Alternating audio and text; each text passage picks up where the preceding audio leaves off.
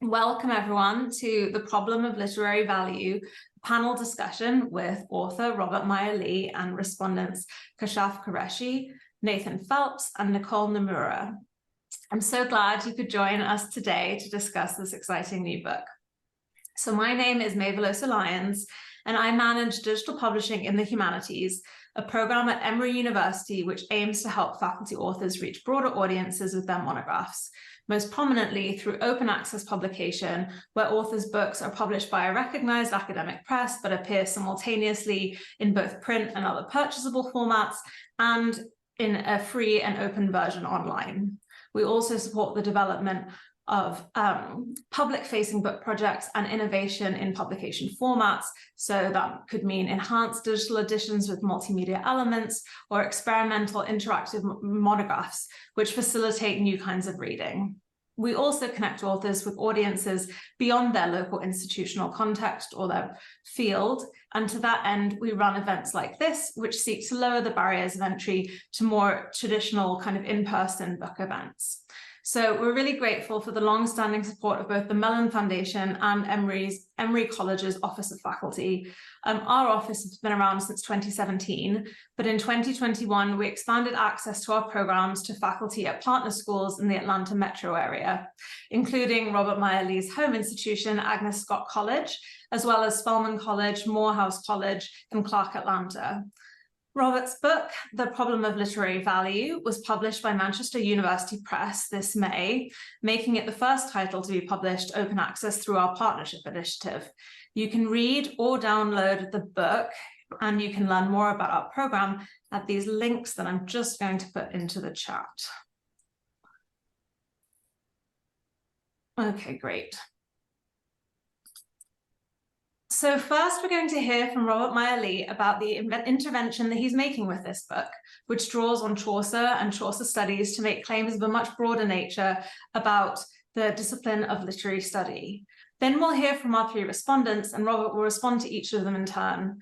Finally, we'll turn things over to you, our audience, and Robert will respond to questions from the floor. You'll see at the bottom of your screens that there is a Q&A option, where you can post your questions at any time. We'll gather them to answer at the end, but please feel free to submit them as and when they occur to you, and I'll read them out when we get to the Q&A part. So all that's left is for me to introduce our panel. Robert, or Bobby, Meyer-Lee is Professor of English at Agnes Scott College, just down the road from Emory University in Decatur, Georgia. His previous books include Poets and Power from Chaucer to Wyatt and Literary Value and Social Identity in the Canterbury Tales. With Catherine Sannock, he edited The Medieval Literary Beyond Form. His articles to date have mostly dealt with Chaucer, 15th century poetry, and, unsurprisingly, with literary value. He was previously editor of the Journal of English and Germanic Philology and currently serves on the Board of Trustees for the New Chaucer Society, the Executive Committee of the MLA Middle English Forum, and the Board of Editors for the Chaucer Studies book series. Somehow he also found time to write and publish the book we're here to talk about today. So our first respondent, Kashaf Qureshi, is a PhD student in the Department of English Language and Literature at the University of Chicago.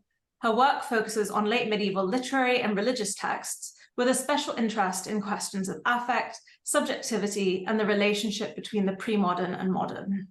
Nathan Phelps, our second respondent, is a PhD candidate in English at the University of Notre Dame.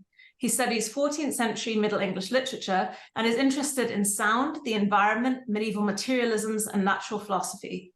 Nathan has begun writing his dissertation on nature's noise and soundscapes in Middle English literature, which he hopes will reveal the manifold ways that the medieval environment resonates in medieval English poetry, including the works of Chaucer. Nichole Nomura, our third and final respondent, just completed her PhD in English with a master's in education and will begin a postdoctoral fellowship at Stanford's Center for Spatial and Textual Analysis later this month. She studies the way that didactic literature teaches and is taught, the uses of digital humanities methods in the literature classroom, and computational approaches to textual difficulty. So now I'm going to invite Bobby to say a few words about the book. Very good. Well, first let me say hello to everybody, and let me start by thanking you for taking time out of a weekday, busy day, I know, for everyone, to tune into this event.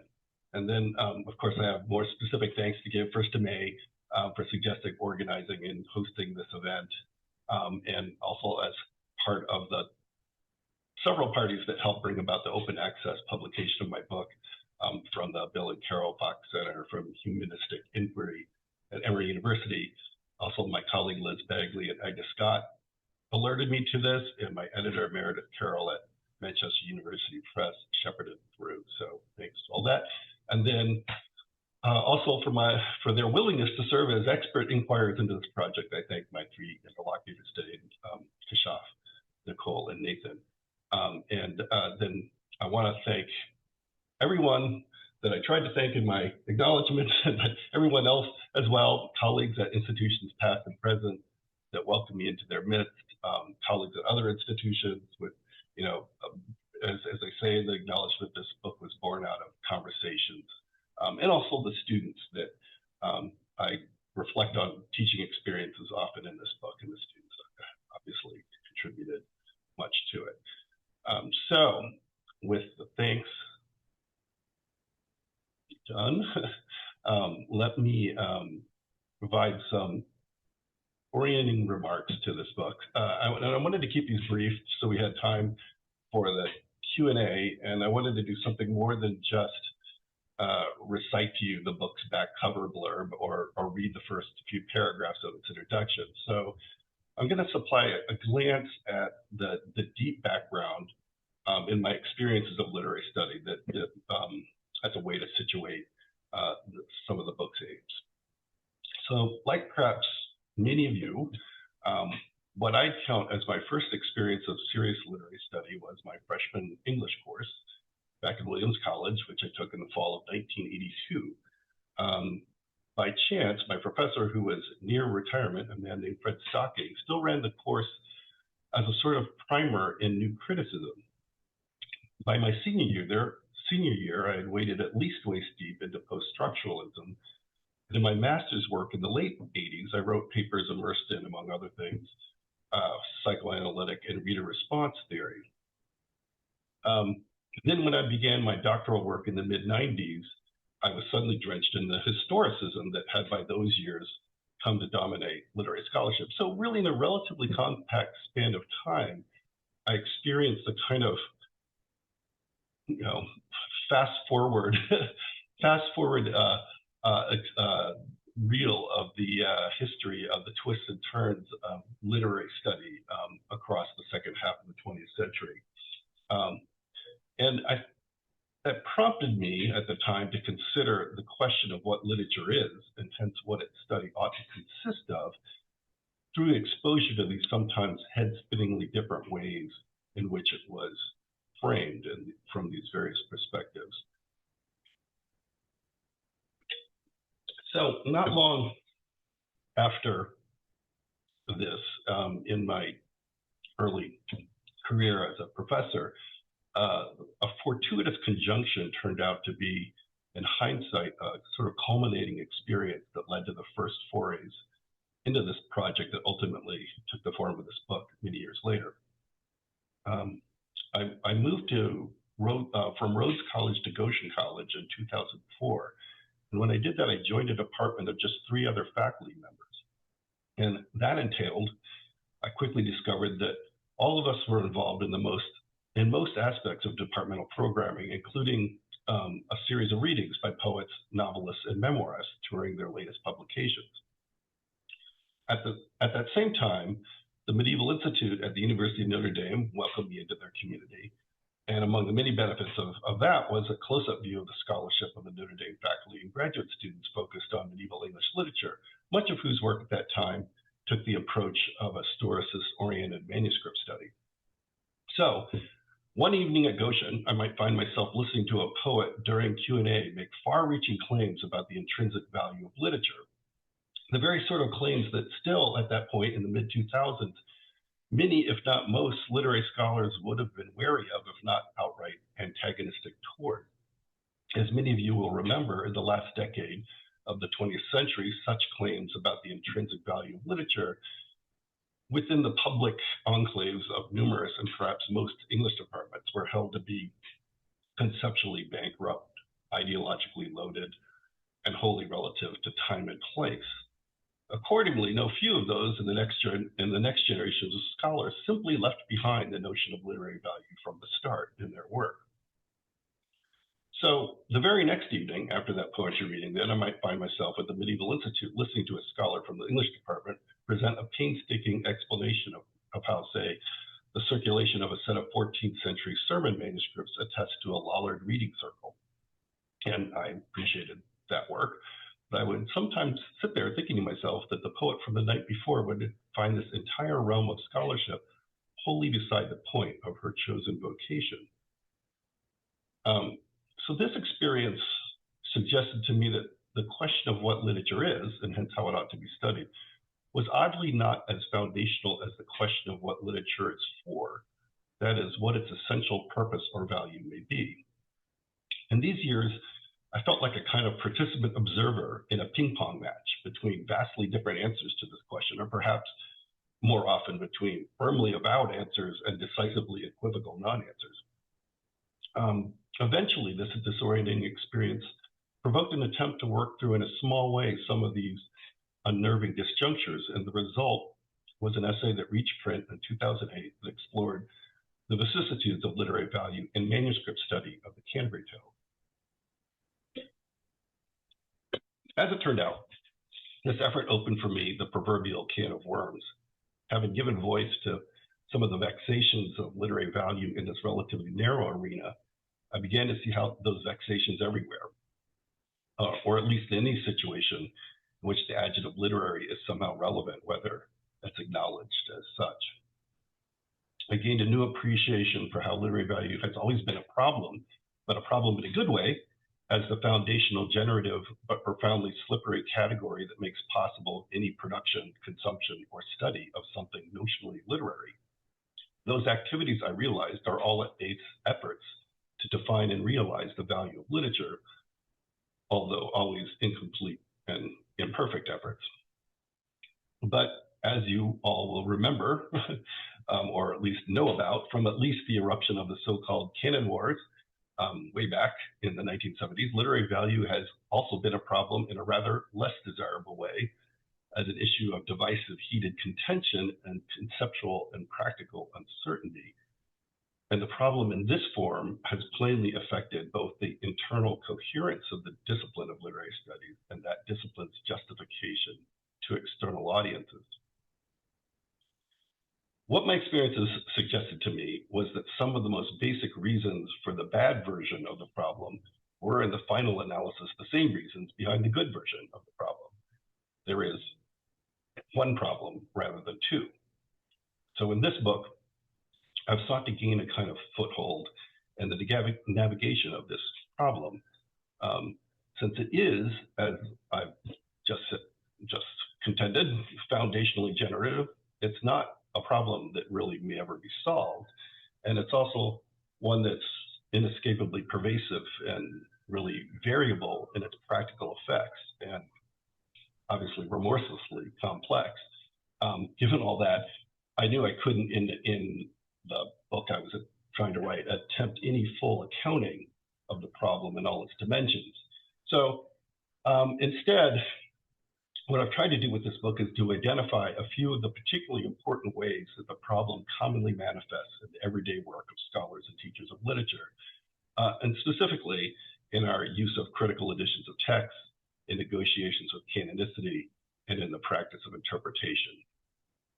And supply for those considerations a common conceptual framework.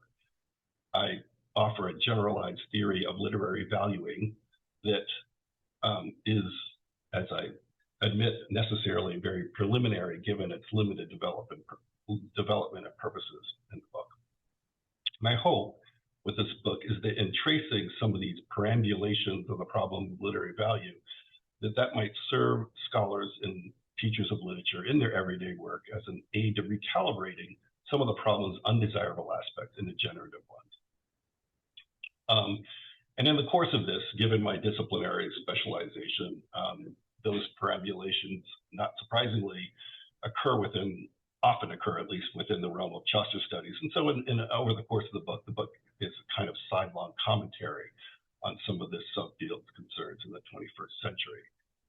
So all of this, I'm trying to think of the cover, I hope is neatly encapsulated by this image of the Chaucer coin, which I want to give a shout out to the very talented 22-year-old who designed it, named Lucas Meyer-Lee. And that are my opening remarks. Thank you so much. It is a wonderful cover. Okay, so now we'll hear from Kashaf Qureshi, the first of our respondents. So take it away, Kashaf. Hi, thank you, May, for putting this event together, and Robert for this really thought-provoking book. I'm going to delve into my questions because I have so many. So as you reminded us throughout your book and also in your opening remarks, your goal isn't to deliver an overarching thesis, but to invite us to think carefully about the relationship between our value commitments, our work as literary scholars, and what you call the axiological networks by which our values are mediated and never simply just ours, which I thought was a really helpful formulation. In your book, you often remind us that what you're offering is a preliminary theoretical framework for why and how we value literature, rather than giving us a solid, sound notion of why it matters. So because you acknowledge this open-endedness so frequently in your book, my first question is, I'd like to ask you where you're hoping this book lands, with what audiences, and in what ways. What changes do you imagine or hope would take place as a result of a renewed interest in grappling with the problems of literary value? My next question delves into the content of the book a bit more. I was interested in your term loose binding, which seems to operate as both an approach to and a characteristic of literature. You situate loose binding against and alongside various theories of literary purchase. The schools of thought you're in dialogue with range from the deceptively simple idea that we read because we read for pleasure, to the conception of literature as a disclosing object that enables critique of what is more than literary, of what's cultural and what's ideological. In this vein of thinking about theories of literary valuing, I can't help but think about the prevalence of literary aesthetics to your project, especially since the term value and aesthetics connotate some kind of judgment that's explained or understood by our mediated attachments to politics, history, affect, and so on. So in a nutshell, my question is, how does the lens of loose binding afford a deeper understanding of the stakes of literary aesthetics? Another angle to this question is whether aesthetics and value are as interchangeable for you as I'm making them seem, or whether there are other critical discourses you found that are more helpful for framing your project. And finally, I'm wondering how you situate your project in response to questions over whether, or discourses over whether literature is an applicable category for texts produced in the cultural context of the Middle Ages and of pre-modernity more broadly. After all, your book is about literary value and not just medieval literary value, even though you do take Chaucer studies as your case study. So I'm wondering, is one of the underlying currents of your project an effort to rethink the concept of the literary and the place of pre-modern texts in institutional spaces like the English department? How might the way you take up concepts like defamiliarization or networks, for example, unmoor the place of pre-modern texts in the medieval modern binary that's present in a lot of strains of intellectual history? And going back to your opening remarks, what prompted you to write this book in the first place? I'm interested to hear more about your own experience with these value-making genealogies, which divide the pre-modern and the modern, and the extent to which such traditions of thought inclined you to write this book. Thank you. Thank you. I mean, those are both very capacious questions and very ones that are really, zoom in on some very particular concepts in the book. So I thank you for just reading it so thoroughly and receptively. I'm gonna lean on May to interrupt me whenever she thinks I should move on, because I think I could easily spend the rest of the time and trying to answer those questions. So let me start with your first one, which I wrote notes down here about the audience that where I think this is landed. I hope this to land and what work it might potentially do. And I think you have rightly, in identifying my habit of saying I'm trying to keep my ambitions very limited. You've actually identified how ambitious this book actually is, and it's almost embarrassingly, extravagantly ambitious, that I'm hoping to fix a field that is broken. And I'm not pretending that I am going to be able to fix it, but that's kind of my glorious vision in some ways. And so my audience, unlike anything, well, I shouldn't say, unlike most of the things I've written, my imagined audience is very broad. I'm hoping that anybody that cares about literary study would be interested in this book, and in particular anybody that has personally grappled with the problem of literary value, as I say, in sort of recognizing these what I characterize in my book as these moments of bad faith, that sort of unintentional bad faith in what we do, and so one of the things that I address in the third chapter is the perceived incoherence of our field, which is both an internal perception and an external perception. What does it mean to be in literary studies in the year 2023? You ask one person, and even maybe the three of you would have different answers to that question. That didn't used to be the case. As I understand it, I wasn't alive then, but I mean, some many decades ago, that didn't used to be the case. And so what I try to suggest, I try to come up with a language. My theory of literary valuing is essentially very, very abstract and very high level, in order to provide a language, or what I call a big tent, to recognize that there actually is a common endeavor that connects literary study, as long as that adjective literary is somehow part of it, right? I mean, I think some of the things that happen in English departments is probably not literary studies, strictly speaking, but as long as that adjective is relevant, there is a common, there is a shared thread that runs through it, and it has to do with values.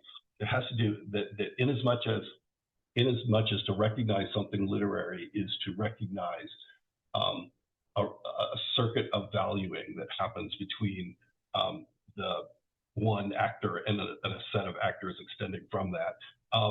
That what we're studying ultimately is those circuits of valuing from one actor. And I in my book, I try to think of a variety of different projects that are pursued as literary study, and they all could, for me, easily be kind of rearticulated in those terms. That, to me, was a revelation because it suggests that we actually are doing something similar from person to person, and that what we're actually doing is something that there's a bit of, it's a kind of, I mean, my terminology can be kind of arcane, but I think there is a kind of lay version of it that is pretty straightforward. We're studying literary value, which is what lots of people outside of the field think that we've always been doing in one way. I mean, I would add we're studying literary value in all of its ramifications, which then complicates it, of course. So I think that tracing the circuits of valuing is, I think if somehow, people would read this book and see themselves in it and understand that they were doing that, we could potentially, the field could gain more self-confidence about itself internally, and maybe that could translate into towards external audiences too. Again, I'm not under no illusion, as I say in my book, that this is going to happen overnight, but I hold out that perception more humbly, as I said earlier. If it doesn't have that kind of impact on the field, maybe it will have it on individual scholars and teachers as they're working on. So I think maybe that was an answer to your first question. How are we doing on time, May? We're fine. You can Okay. you can move on to the next one if you'd like. Yeah. Okay. So aesthetics and loose binding. This question really does dig into some of my central concepts, and I think what I want to say is I want to ultimately preserve a distinction between value and aesthetics. I think I want to say that aesthetic judgment is one kind of valuing. Admittedly, in my book, because I use the term value as a shorthand for literary value, often that the two get blurred. But I think if I were going to throw, I think I want to preserve the term value by itself as at the most general level possible. And I think I need to do that in order to ground my metaphor of interconnected networks of different kinds of value. So that, as one of the examples I give, so that the example of the poet that has the day job as a web developer, which was a real person that I met, actually, really interesting, in which the writing, the monetary value of the time, paid hourly, monetary value of the time spent writing poetry is time not earned by developing, by programming. That those two different kinds of value, the value of the poetry, her perceived value of what she was doing in the poetry, and the value of the money that she was giving up, are inseparable from each other, but they're also categorically different. And so that they define each other through that difference. So I think I need to preserve value in that most general way to encompass both of those kinds of things in order to have that idea of difference, which then define both. I think it would be possible to call that whole set of interconnections aesthetics, as I think you might be suggesting, since ultimately what I'm describing by this interconnectivity is a dynamic relationship that enables literary value to be recognized. But I think if I use that term aesthetics to describe it, it might risk flattening the differences that I sort of need for that relationality. And so that's why, as you mentioned, I turn to the term axiology, which I would say many of my readers just did not like that term, and they kind of wish I had a better, constellation of axiological networks. I mean, it's a mouthful, right? And but axiology is the traditional term for encompassing all kinds of value at the highest level, and so that's why I have chosen that way. I think too, and your aesthetic valuing, I'm a little nervous about making claims about aesthetic valuing as a larger category, as maybe encompassing the value of an alpine range at sunset, or the value of a blues progression, as opposed to the value of a poem. I certainly believe that some of what I say is applicable to all of those things, but I'm not confident enough to know where that applicability begins and ends. And that there are some of the arguments I make, such as, for example, about loose binding, I think, well, maybe more specific to the particular form of artistic expression that is verbal and written. So I'd be very happy for someone to take some ideas and apply them outward to other things, but I don't feel confident enough to do that myself. So I think that answered at least part of your second question. Do I? I mean, I think this is a good time to move on, if we can leave it there. I mean, it's such a rich notion. This idea of how far this can be taken to the non-literary, and so I mean, I'm sure that could be a whole other conversation. Nathan, we'll hear from you now. Yeah, thank you so much. I appreciate so much you organizing and putting all of this work into this, May. It's been really lovely, and you as well, Robert. This has been a phenomenal book. I really enjoyed reading it, and so I'm just going to I'm kind of thinking of myself as like the I guess the Chaucer studies representative sort of. So I wanted to sort of highlight some of the ways that Chaucer studies appears in it and what I thought about that. So primarily, I think the problem of literary value uses Chaucer studies as a point of entry into a much broader conversation about the place that valuing, and judgment has. And I thought that was really exciting. Because the book, like you're saying, it's very ambitious, right? You're taking Chaucer studies and you're looking outward to a much broader perspective of literary studies writ large and using the problems within Chaucer studies to sort of speak to other sort of broader issues within literary studies generally.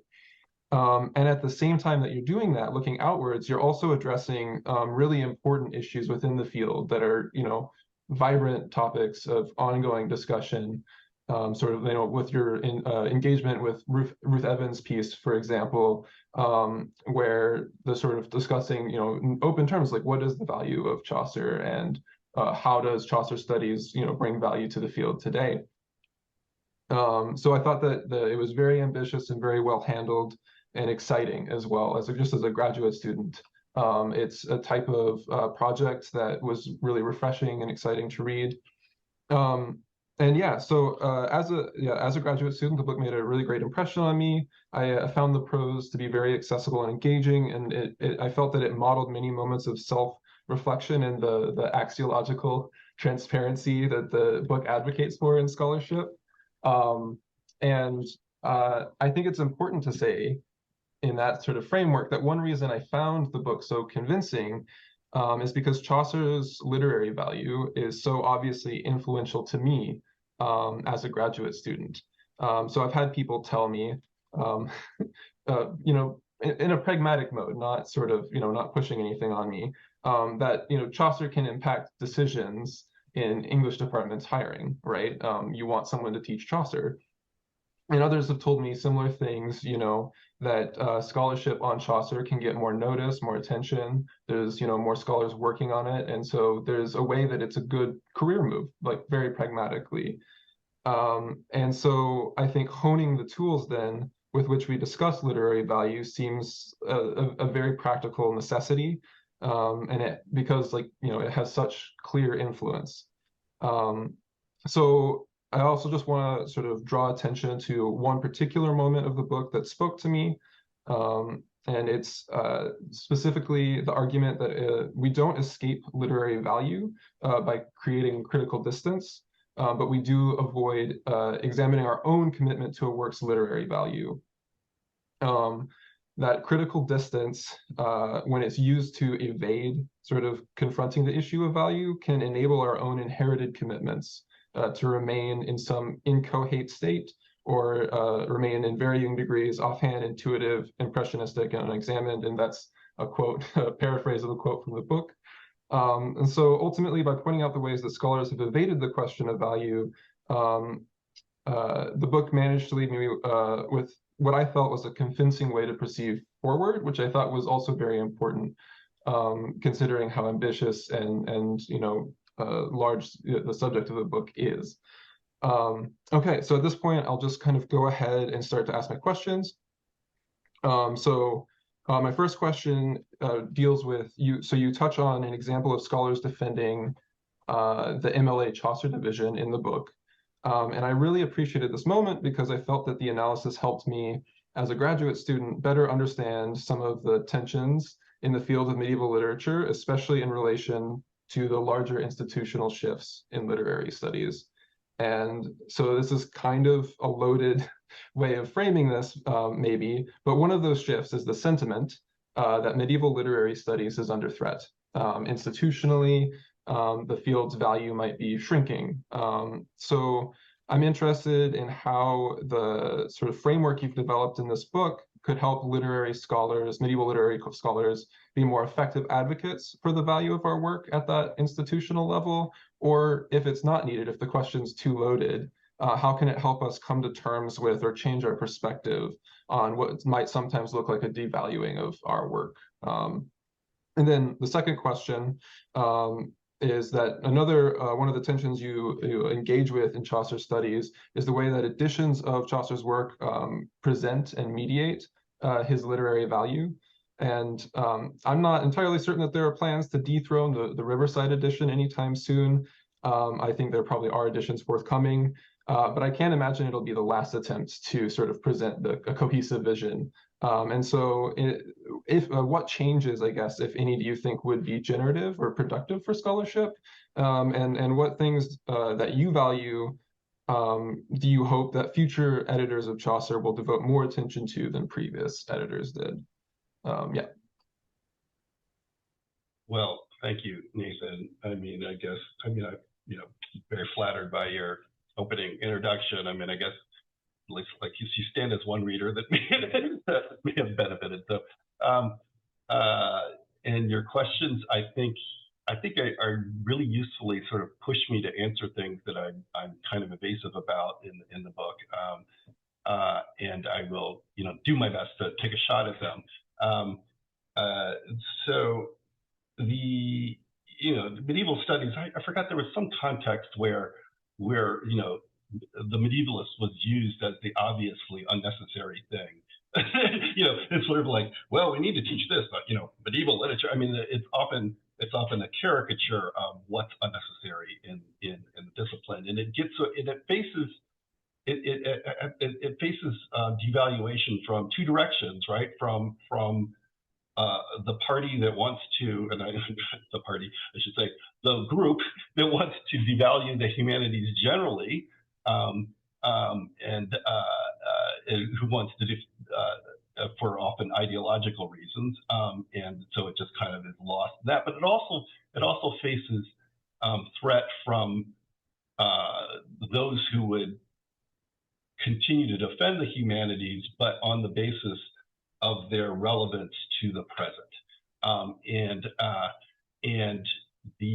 that threat which is the one I think you're addressing more exactly, and that threat comes from everywhere, comes from outside academe, but also from one's potential department colleagues, right? Not my colleagues, which I've always had really supportive colleagues, but I know others have not been so fortunate as I have, and so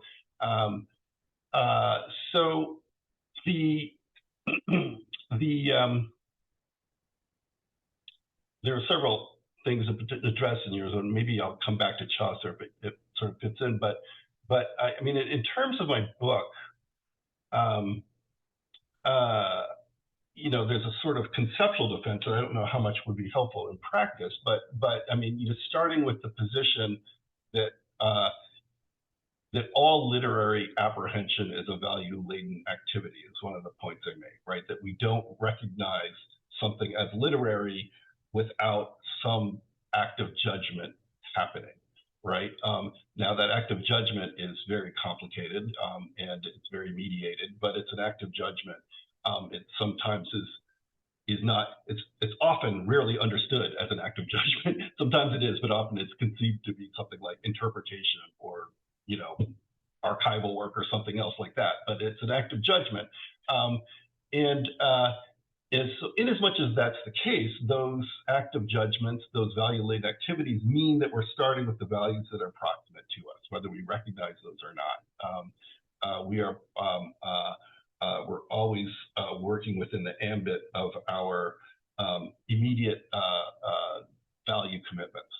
how recognized that is or not. So this is just to say literary study is always relevant to the present by definition. All sorts of kinds are. Because they're inextricable from the thing that we call literature. So I would argue, if that's the case, that that the aim of literary study, as I try to suggest, is not can be but ought is not ideally a simple reflexive account of one's values, right? Oh, this text is important to me because it attests to this value that I hold, right? That what happens in literary study is, as I was suggesting earlier into Kashaf's in answer to her question, is it's a traversal from our values outward to those values that make our values, as she quoted as one of my quips is, our values are never just our values. Their values only come into existence through a relationality, through interactions with other value ascribing actors. That's the only way we have them. And so what that means is that if we're studying literature, we're studying that outward network of values, that interconnections. It can be a self-alienating process, right? It can be a process of discovering what defines your values and the roots of the values, but also what aren't your values, or what you didn't think were exactly your values, but are kind of connected to your values, right? And that's the knowledge that literary study produces. And that knowledge can take various forms. It can take archival forms. It could take interpretive forms. But that is the knowledge of literary study. And I would argue, if that's the case, is the difference is the crucial component in that kind of knowledge. And that difference, medieval literary study offers a vector of difference. It's built into, structurally built into it in a very salient way. And so it can be leveraged, that difference can be leveraged by acknowledging where you're starting and the distance of where you're starting from where you're going.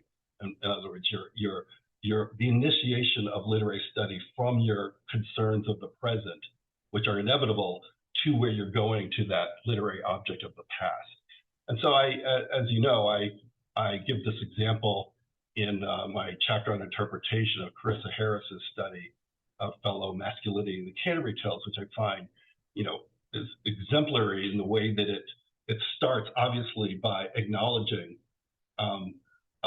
value commitments of the present and how that initiates the study.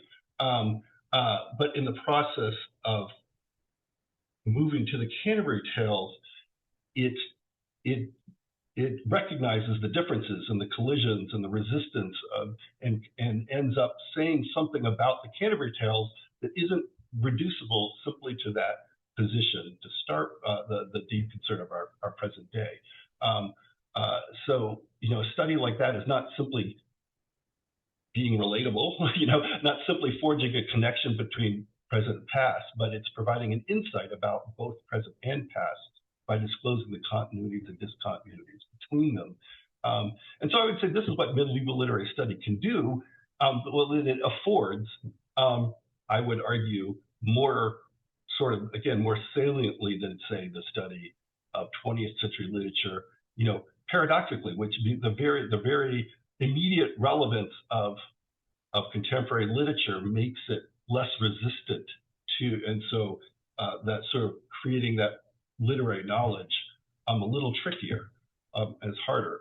And all this can boil down to something that I've often said in when we're talking about the curriculum, sort of reminding colleagues that historical difference is at least as important a category of identity difference as any of the other ones. So that, this would be a sort of theoretical defense. Would this help in terms of finding, scarce funding for this and that? In practice, I think it would be something that one could potentially articulate as how you're thinking about what a curriculum of a department is doing, and building it in so that you're not simply studying the Middle Ages because it was an historical period that, and the field used to be organized by these historical periods, and it was one of them, or because it has this canonical figure in it, and so we need to study that because it has that canonical figure. I mean, those are the old ways that it was done. And what I'm arguing here is that this is, in as much as what we care about is difference and identity, study this kind of study of the Middle Ages is a very rich way of doing that kind of work. I guess so. I will circle back to your remark about that if this is not just possible, right? I mean, if there are just some practical, who you want to listen to these arguments is probably not going to be willing to listen to them, right? I mean, there's a practical problem. Then it becomes a more personal question of, why do you care about this? That you decided to study this old stuff and the work that I heard you doing. Why does that matter to you? And so I would say, if my book helps you answer that question for yourself, even if it doesn't mean that somebody's going to fund your project tomorrow, or you're going to change the curriculum to include everything that you want to do, I would say that's at least worth something, and so I would say there's a hopefully a personal dimension of this as well as a sort of a bureaucratic one. Wonderful. I guess I didn't answer your question about the edition. Should we? If you'd like to say a few words on that, there is time. Yeah. Okay. So this is something that I admittedly quite evasive about in the book, that I have lots of critical things to say about. I have critical things to say about the critique of the edition, right? Critical things, but I don't say, okay, this is what we should do necessarily. And so what I would suggest to editors is they think about a readership that probably doesn't exist. So, I mean, for readership of a Chaucer edition, the reality is probably mostly students, right, is the largest potential readership. And so you have students are coerced, you have to buy this. And so that would be one imagined readership. I mean, that would be one real readership. The other real readership is scholars who are going to be using it in their work to do scholarship. And both of those groups, I think the thing the editor thinks about is utility, like how do I make this edition usable by students, accessible and usable by students for pedagogical purposes. And the other one is how do I make this edition something that scholars will think is authoritative and information rich, for their work. I would say both of those real readerships beg the question of why there needed to be editions of Chaucer at all.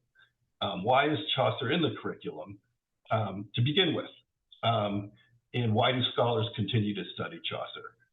Why have editions continually been made of Chaucer ever since, Chaucer virtually from the moment Chaucer died, and if you count some manuscripts as editions. This is the imagined third readership of people that care about Chaucer for some reason, and could have, imagine that they would buy an edition and put it on their shelf and say, I own this, right? Now, this readership probably, I don't know if it exists at all, but I would suggest that readership is the only reason why we need the other ones, or the only reason why the other ones exist. And especially for the coerced readership of students, if an edition could be created that captures what you want it for that third readership and given to students, I think it would be better than something that would be purely understood to be accessible or easy to use and informational. I guess, to put this in my terms, addition embodies a certain kind of however Chaucer is conceived as canonical value, of the canonical value to her. Why do we care about Chaucer? If we're going to continue to read Chaucer, let's have the material representation of that value somehow. I'm imagining like a 21st century Kelmscott Chaucer, except something that's affordable that people could purchase. So I don't think it would need to be. It's not that complicated, but it would be a different way of thinking about how you're trying to make an edition look. So as far as I know, there are. There's the recent David Lawton edition that is the one that I use. That is, really, I think, a really good student edition. But it was conceived very much in terms of being useful to students, and so I don't think it will dethrone the Riverside, because the Riverside was actually aimed at that third audience, I would argue, to start with. I mean, that's what's unusual about it, is that it had a mixed set of motives to begin with. I mean, it replaced the original series that it was in was not very scholarly. It wasn't a very scholarly series, but the editor happened to sort of take it that direction. And so it ended up meeting these audiences of both students and scholars, but it became, sort of what Chaucer actually consisted of materially for most people.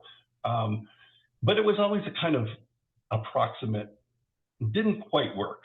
And as the years went by, it worked less. I mean, it was kind of a compromise for each of those audiences.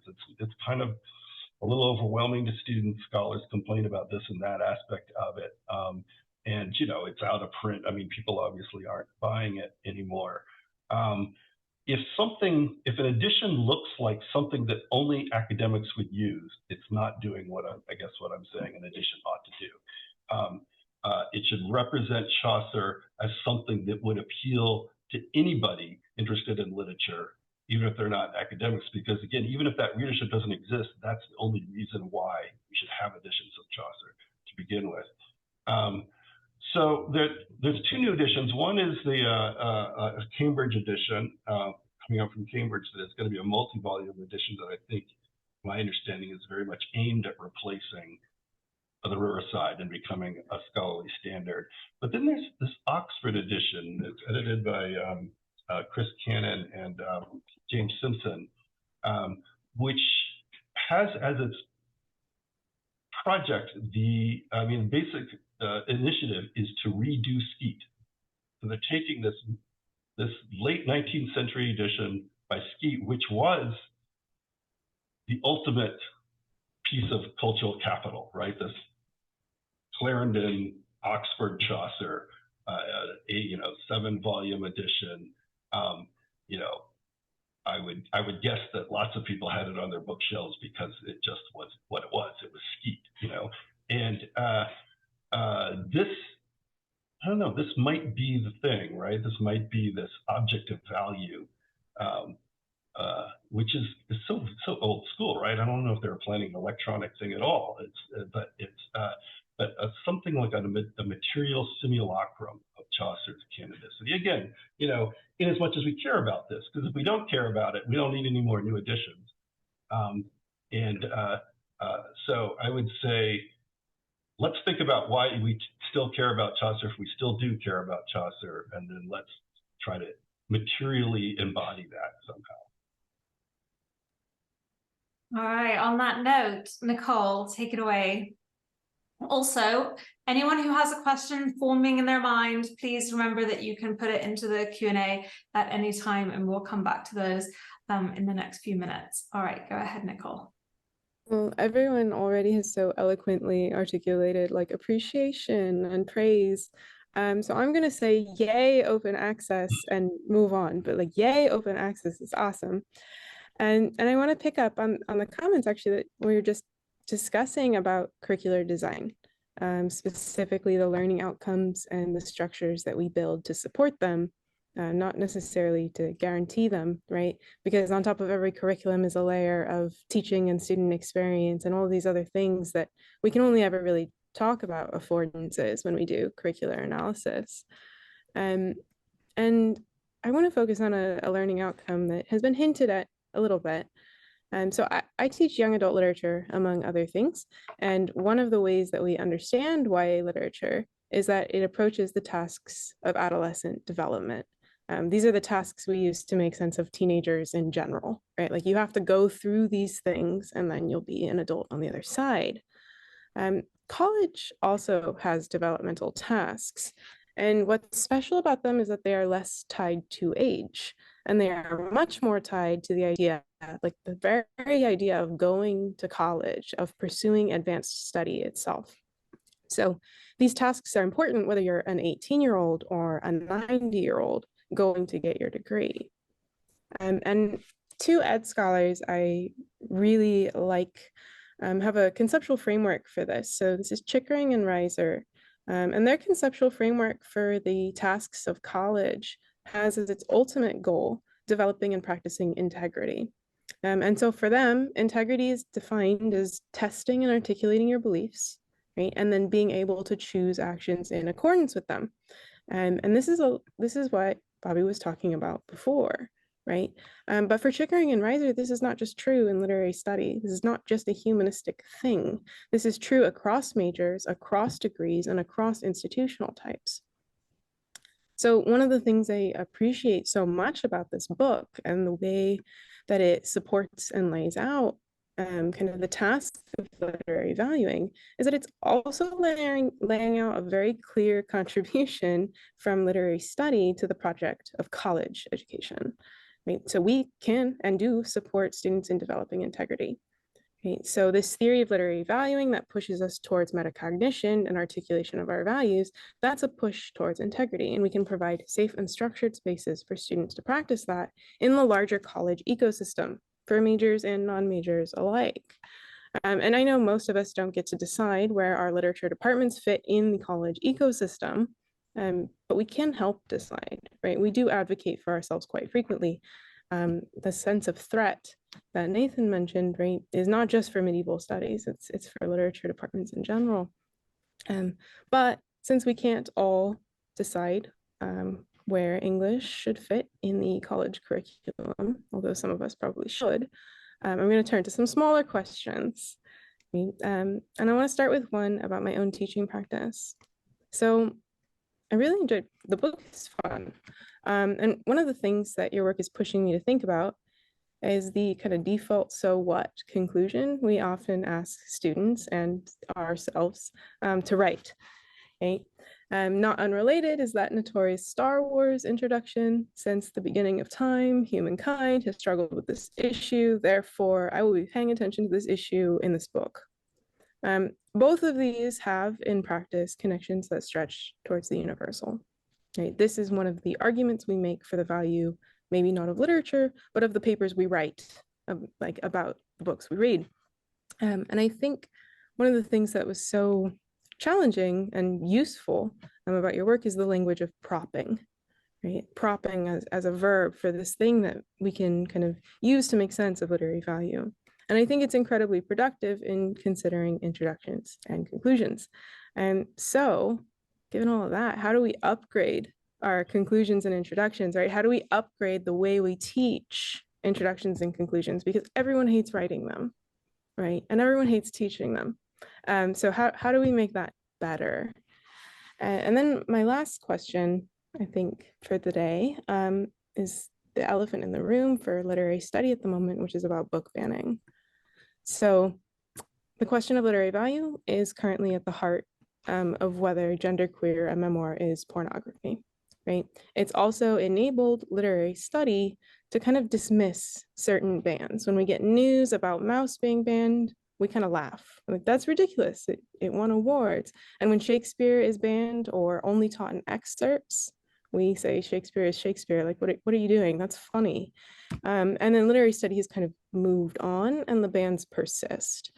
And I think that literary value has enabled literary critics to be complacent about book banning because it is so obvious to us.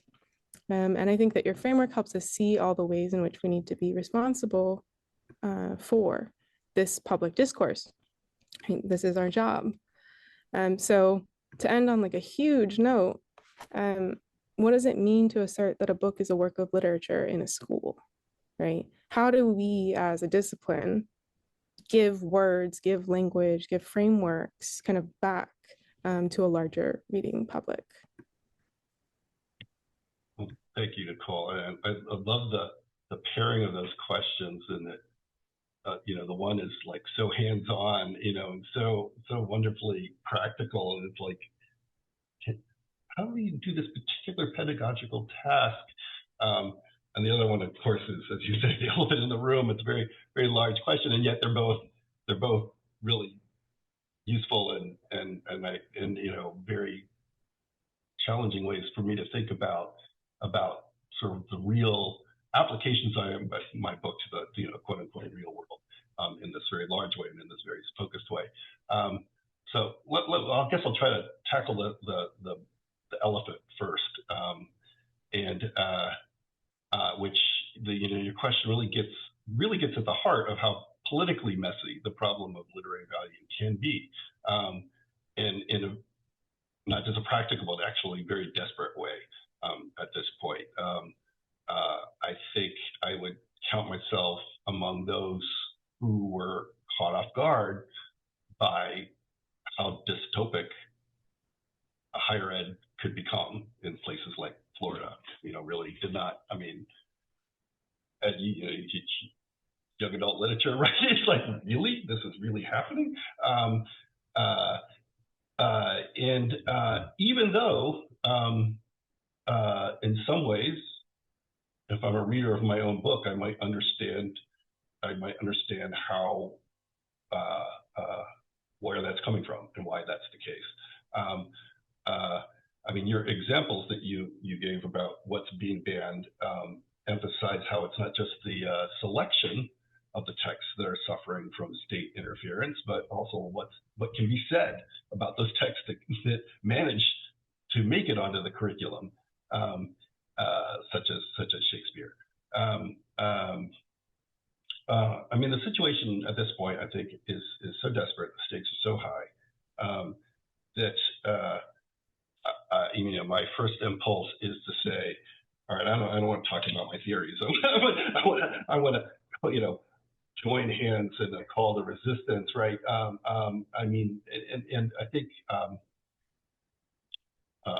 was reading John Guillory's book, who doubles down on the principle of expertise, right? That this very basic principle that means that credentialized knowledge about something makes you the professional who ought to make decisions about things that fall into that professional domain. And we are credentialized professional in the study of literature.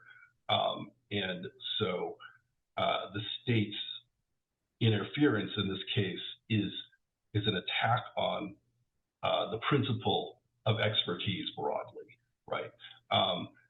And that maybe one of the ways we can join hands to resist that is, I mean, that affects anybody, not just literature. It's any humanities, any sciences, plumbers, doctors, lawyers. I mean, it's all, who gets to say, make decisions about things internal to a professional domain? It should be the professional. So, I mean, I think, that, again, that's a different, that's not in terms of my book, but I think that's one of the things the situation is calling for. But, to consider the question, though, in terms of the book, it does point to some really thorny issues. It's symptomatic of some really thorny issues, the particular problem of the problems of literary value that are specific to our discipline. I'll choose an example of teaching from my own experience that is less fraught because it's not on the list of books being banned. But I think you'll see how it relates to that. So one of the books that I teach pretty often is Sir Thomas Malory's Morte d'Arthur, the sort of long account of the story of King Arthur written in the 15th century. And when I teach it, I inevitably end up casting it as a kind of ideological mental health crisis, in which an author who has been shaped by a masculinist, militaristic ideology ends up writing a book that painstakingly details how a world founded on that ideology will destroy itself in the name of its most deeply held values. So I think this is I mean, I'm going to pat myself on the back. I think this is a pretty good reading of the Morte d'Arthur. It's not, I'm not the only one that has read it this way by any means, but I think it's a pretty good one. At the same time, I have to admit that, you know, if you asked Tom Mallory what he thought of it, he might not, he would probably describe it otherwise, as his other readers described it differently down through the centuries, has drawn different conclusions about the work. So one could say, where does my reading come from? And to go back to some of my earlier answers to questions, well, of course, it starts with my own value commitments. So it's not hard to see my Mennonite upbringing in this reading of Sir Thomas Mallory. It's not hard to, if you knew that I'm a Quaker, you'd say, oh, okay, right? That makes sense. You're coming up with that, right? And so I can't separate my my cognitive and emotional response to this text from these values that I have. You could, you know, the most simple way of putting it is I read the Morte d'Arthur as a Quaker, and so then the question becomes, what am I doing in the classroom with this, right? When I'm teaching the work, am I basically proselytizing, right? Am I trying? I could say I don't think any of my students have ever become Quakers because of my teaching of the Morte d'Arthur. I could swear to that, but I think it's probably the case. But one could say that I'm doing this thing that certain groups of people think that we're doing, which is indoctrinating students in my values, right? I don't think I am, not surprisingly, but I think it's worthwhile for us to work through why we aren't, what is going on in the teaching of literature. So, you know, going back to what I was saying earlier, you know, interpretation, reading, you know, we can't help but start from our own value positions. This is something I talk about in my chapter on interpretation. No matter how sort of indirect we might try to make that, you know, that is the sort of ultimate vantage point from which we're starting from.